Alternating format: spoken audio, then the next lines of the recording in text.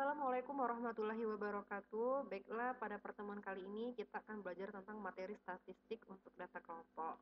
Nah, sebelumnya kita telah belajar tentang data tunggal, ya. Ini data kelompok ya. Data tunggal itu kalian harus tahu bagaimana cara menentukan min, median, modus, kuartil, simpangan kuartil, desil, persentil. Itu sudah harus di luar kepala. Nah, hari ini kita belajar tentang data kelompok, ya, data kelompok. Jadi misalnya seperti ini contoh tabel distribusi frekuensi data kelompok. Jadi misalnya ada banyak data. Nah, ada banyak data, kita mau buat dia supaya dibuat tabel distribusi frekuensinya. Ini, misalnya seperti ini. Kita harus buat tabel distribusi frekuensinya seperti ini. Nah, seperti ini distribusi frekuensi kelompok.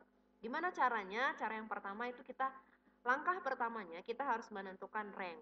Rank itu atau jangkauan. Dimana rumusnya itu data maksimum dikurangi data minimum. Jadi nilai tertinggi dikurangi nilai terendah. Nah, langkah kedua setelah menentukan rank, kita menentukan banyak kelas. Dimana rumusnya banyak kelas? Banyak kelas itu K disimbolkan sama dengan 1 ditambah 3,3 log N, dimana N ini adalah banyaknya data. Kemudian yang ketiga yaitu panjang atau lebar kelas. Panjang atau lebar kelas ini rumusnya adalah jangkauan dibagi banyak kelas. Nah, kita mau tahu dulu jangkauan banyak kelas itu apa, Ustazah? Nah, kalau banyak kelas itu ini. Nah, ini banyak kelas. Ada 1, kelasnya ada 2, ada 3, ada 4, ada 5. Berarti ini 5 kelas. Nah, sementara panjang kelas itu, panjang satu kelas ini berapa? Nah, misalnya di sini panjang kelasnya 9 ya. Berarti ini mulai dihitung dari 56. 56, 57, 58, 59, 60, 61, 62, 63, 64. Itulah 9 kan. Nah, itulah panjang kelasnya. Oke. Nah, nanti setelah kita bisa menentukan distribusi frekuensi kelompok ini, maka kita bisa menentukan dari tabel ini batas bawah, tepi bawah, dan lain-lain. Nanti kita bisa menentukan berapa min, median. Nah, langkah pertamanya dari data tadi, maka harus kita buat distribusi frekuensi dulu.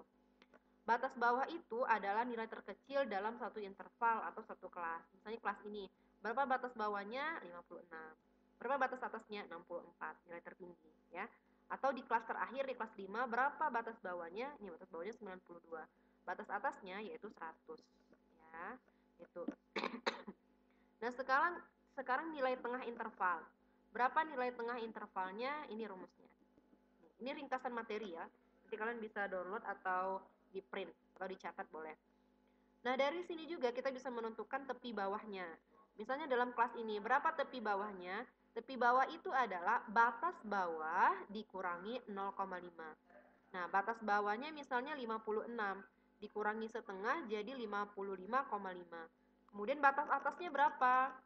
Batas atasnya, tepi atasnya berapa? Tepi atas itu rumusnya batas atas ditambah setengah. Nah, batas atasnya ini 64 ditambah 0,5 sehingga menjadi 64,5. Kalau di kelas ini batas atasnya 73 ditambah setengah menjadi 73,5.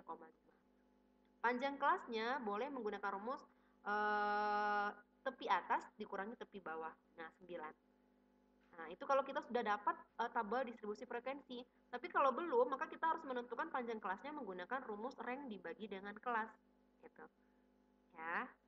Nah, nanti setelah ini juga bisa kita tentukan setelah kita buat distribusi frekuensi kelompoknya, kita bisa menentukan berapa min, median. Nah, sebelumnya kita harus tahu dulu bagaimana cara membuat tabel distribusi frekuensi kelompok nih. Kita kembali ke contoh soal. Cek ya. Nah, ini soalnya. Skor hasil tes IQ dari 50 siswa SMA 8 tercatat sebagai berikut. Nah, dari data tersebut buatlah daftar distribusi frekuensi berkelompok. Jadi dari sini kita harus buat distribusi kelompoknya. Ya. Langkah pertamanya kita buat jangkauannya. Jangkauannya berapa? Jangkauannya yaitu data maksimum dikurangi data minimum. Dari data ini kita tentukan mana nilai tertingginya. Oke, kita ambil ternyata 129. Cek aja. Data tertingginya berapa ini? 129. Dikurangi data minimum, data terkecil. Nih, kita langsung lihat nih, 80. Sehingga jangkauannya adalah 49. Setelah dapat jangkauan, kita cari banyaknya kelas. banyaknya kelas menggunakan rumus 1 ditambah 3,3 log N. 1 ditambah 3,3 log 50. Gimana Ustazah carinya log 50? Nah, ini caranya. Ya. Jadi log 50 itu sama dengan log 5 dikali 10. Log 50 sama dengan, berarti kalau seperti ini, ingat sifat-sifat log. Jadi dia menjadi log 5 ditambah log 10. Log 50 sama dengan log 5, ini harus kita cari di kalkulator saintifik atau nanti kalau di soal langsung dikasih tahu nilai log 5-nya berapa. Nah, di sini nilai log 5-nya itu 0,698 ditambah log 10 berapa? 1. Jadi 1 ditambah 0,698 sama dengan 1,698. Berarti log 50 itu sama dengan 1,698. Nih. Kemudian dikalikan dengan 3,3 dan ditambah 1. Dapat hasilnya 6,6. Dari sini kita boleh bulatkan mau menjadi 6 atau 7 kelas. Nah, kita ambil misalnya 6 kelas ya. Setelah dapat kelasnya, kita ambil panjang kelasnya. Panjang kelasnya sama dengan jangkauan dibagi banyak kelas. Jadi jangkauannya 49 dibagi dengan 6. Kita mau ambil 6. 8,19. Karena P-nya 8,19, panjang kelas interval dapat diambil 8 atau 9. Karena ini koma, lebih artinya kalau Ustazah sarankan kita ambil yang besar saja. Jangan ambil yang kecil, nanti takutnya dia nggak cukup kalau kecil. Data kita tuh nggak cukup. Jadi kita bulatkan yang besar, kita ambil yang besar. Sehingga panjang kelasnya itu 9. Maka kita buat distribusi kelompoknya. Nih, kelas pertama adalah data terkecilnya mulai 80 sampai berapa? Kita hitung karena panjang kelasnya sampai 9. Jadi dari 80 tambah 9 sampai ke berapa? 80, 81, 82, 83, 84, 86, 80, 81, 82, 83, 84, 85, 86, 87, 88. Nah, 9 kan panjang kelasnya berarti 88. Setelah 88, 89. Kemudian panjang kelasnya hitung lagi sampai 9. Nanti dapat 97. Ini kelas kedua. Dari 97 sampai 106. Sehingga kita buat distribusi frekuensinya seperti ini. Nilainya yang mendapatkan IQ 80 sampai 88, kemudian kelas 1, ini kelas 1, ini kelas 2-nya 89 sampai 97. Kita lihat berapa banyaknya kelas. 1, 2, 3, 4, 5, 6.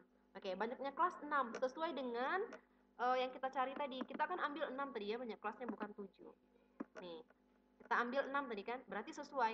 Kalau seandainya tadi dapatnya 7, itu berarti tidak sesuai karena yang kita ambil 6, harus diulang lagi mencarinya. Oke. Nah, sekarang dari sini kita harus tentukan berapa frekuensi. Frekuensi itu banyaknya muncul data tersebut. Kita harus hitung yang mendapatkan nilai IQ 80 sampai 88 ada berapa orang. Nah, kita hitung dari data tadi. Nih, 80 sampai 88. 1, 80. 2, 3, 4, 5, 6, 7, mana lagi? 8 nih. Jadi ada 8 frekuensinya berarti. Sehingga dituliskan di sini frekuensinya sama dengan 8. Kemudian yang dapat IQ-nya 89 sampai 97 ada berapa orang? Tuliskan di sini, ternyata ada 10. Sampai akhir. Nah, dapatlah jumlahnya ternyata frekuensinya 50. Artinya banyaknya data 50. Artinya semua nilai di sana sudah terinput. Nih coba lihat. Tadi di data kita itu paling tingginya 129. Tapi di sini sampai 133. Kenapa Ustazah? Boleh. Yang terpenting 129 itu masuk ke sini. Yang tidak boleh gimana? Yang tidak boleh itu tidak cukup. Misalnya 125 sampai dengan 128. Itu kan nggak masuk ya, 129-nya kita mau masukkan kemana? Itu nggak boleh. Tapi kalau berlebih seperti ini boleh. Makanya tadi di panjang kelas Ustazah sarankan ambillah yang pembulatannya itu besar. Jadi nggak apa-apa panjangnya kelasnya itu panjang dan berlebih di sini nggak apa-apa. Yang nggak boleh itu kurang. Kalau kita misalnya ambil 8, bisa jadi kurang. Nggak cukup 129, tapi 128 misalnya, itu nggak boleh. Nah, inilah tabel distribusi frekuensi. Jadi kalian harus bisa dulu menentukan tabel distribusi frekuensi ini sebelum masuk nanti berapa batas atasnya, berapa batas bawah, berapa tepi atas, tepi bawah, berapa frekuensi, berapa modusnya, berapa mediannya, berapa minnya. Maka pertamanya itu harus bisa membuat distribusi tabel frekuensi ini. Gitu. Nah, nanti kita untuk memantapkan pengetahuan, maka kita akan coba soal latihannya ya. Nanti akan Ustazah kirim. Maka sampai di situ dulu pembelajaran kita. Mohon maaf jika ada salah. Ustazah akhiri billahi taufiq wal hidayah. Wassalamualaikum warahmatullahi wabarakatuh.